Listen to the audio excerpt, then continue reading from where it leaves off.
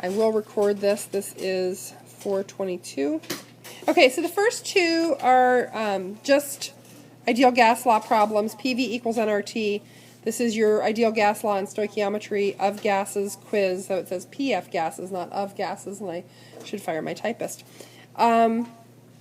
What's the volume of 1.015 moles of nitrogen gas at 89 degrees Celsius and 0.875 atm? We obviously can't use our old molar gas volume approach here because this is not at STP.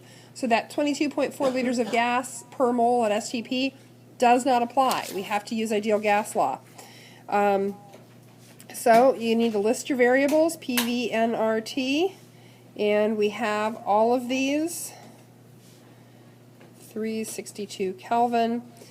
Because our pressure was given in ATMs, the course of least resistance, the path of least resistance, is to use the ideal gas constant that's also incorporating ATMs, unless you want to do a whole bunch of conversion work, which nobody wants to. 1.015 moles, and volume's what we're after. So on your test, I will expect you to do the rearrangement. Do not put numbers in and then attempt to rearrange. Multiple reasons for this. Biggest of one is it's bad form. I've talked to math teachers because every year I have some number of students say, that's what they teach us in math, and the math teachers say, no it isn't! Blah! So it's not, I know that. You always rearrange first. Always isolate your variable first. And here we're solving for volume, so we just divide nRT by P.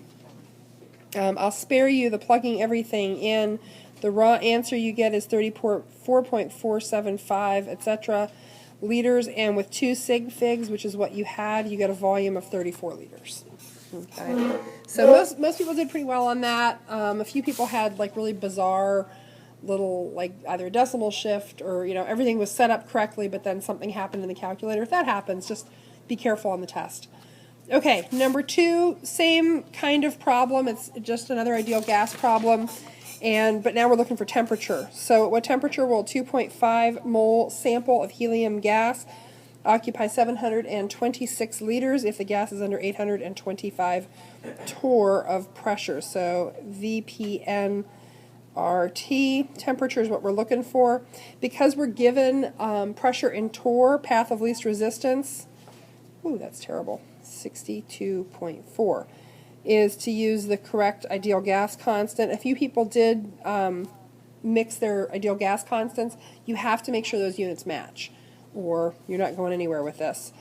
2.50 moles, 825 torr, and 726 liters. So again, make sure you rearrange first. We're solving for temp, so we divide both sides by nR. We get PV over nR equals T. And again, I will spare you plugging everything in. What we get is a crazy temperature, 3,800, 39.423, etc. Kelvin. With 3 sig figs, which is what we have, we get 3840 degrees Kelvin is our temperature. You could put that into Celsius, but it's not necessary. It would be 3570 if you did. Okay, so the front was pretty good. Most people did pretty well with that. Let's look at the back. This was where it got a little bit trickier. So first of all, you had a reaction. You had an equation for each of these, balanced chemical equation, or in this case not balanced, and you had to balance it. And in number 3, you're given 75 moles of methane combusting at given pressure and temperature. What volume of CO2 are you going to produce? So we have to start off, and this is one where they are both gases, but we still have to do some stoichiometry because we can't put 2 different gases into the ideal gas law. We can only have one gas and one set of conditions in the ideal gas law, so we have to figure out how many moles of CO2 we're going to produce. Well, the mole ratio here is pretty easy because it's 1 mole of methane to 1 mole of CO2. So we get 75 moles of CO2 out. So now we can do ideal gas law on this, PV nRT, and Note that that temperature is really high. We're talking about a combustion reaction here. We're talking about burning a natural gas. That happens at a pretty high temperature. And this is, the kind of conditions you might find in your barbecue grill or on your gas stove. Well, your barbecue grill is probably propane, but in your gas stove on a regular day. So it's pretty close to atmospheric pressure, and the temperature is probably pretty representative of what you would actually see. So what we want to know is our volume. Our pressure is 1.05 atms. So again, we're solving, rearranging, and I'll spare you the algebra, but nRT over P.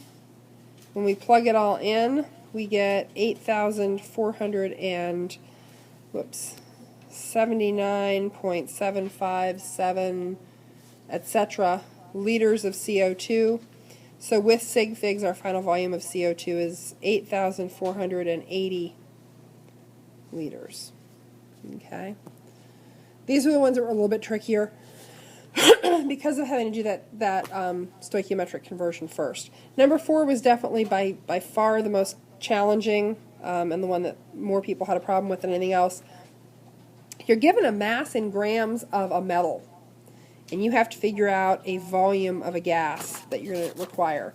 So if we have 175 grams of magnesium, and that was 175.